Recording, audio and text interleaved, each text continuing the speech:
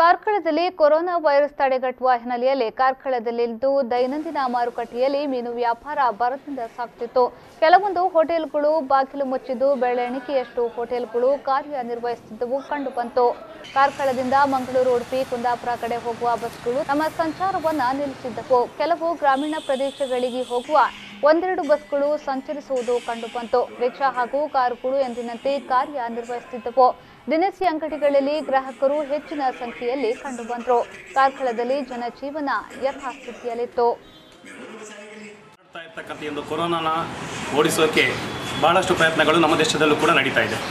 ಆ ನಿಟ್ಟಿನಲ್ಲಿ ನಿನ್ನೆ ಪ್ರಧಾನಮಂತ್ರಿ ಮೋದಿಜಿಯವರ ಆಶಯದಂತೆ ಒಂದು ದಿನದ ಜನತಾ ಕರ್ಫ್ಯೂವನ್ನು ನಾವೆಲ್ಲರೂ ಕೂಡ ನಿನ್ನೆ ದಿವಸ ಕಂಡಿದ್ದೇವೆ.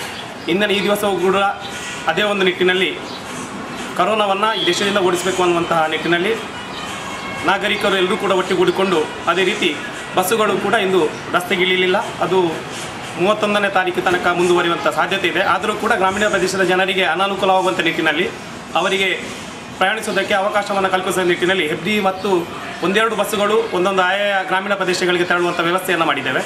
ಆ ನಿಟ್ಟಿನಲ್ಲಿ ಸಾರ್ವಜನಿಕರು ನಮ್ಮೊಂದಿಗೆ ಸಹಕಾರ ನೀಡಬೇಕು ಈ ಮೂಲಕ ವಿನಂತಿಯನ್ನು ಮಾಡಿಕೊಳ್ತಾ ಈ ಒಂದು ಮಹಾಮಾರಿಯಾಗಿರ್ತಕ್ಕಂಥ ಕೊರೋನಾವನ್ನು ಈ ಜಗತ್ತಿನಲ್ಲಿ ಓಡಿಸ್ತಕ್ಕಂಥ ನಿರ್ಣಯವನ್ನು ಈ ಮುಖಾಂತರ ನಾವೆಲ್ಲರೂ ಕೂಡ ಮಾಡಬೇಕಾಗಿ ಈ ಮೂಲಕ ವಿನಂತಿಯನ್ನು ಮಾಡಿಕೊಳ್ತೀವಿ.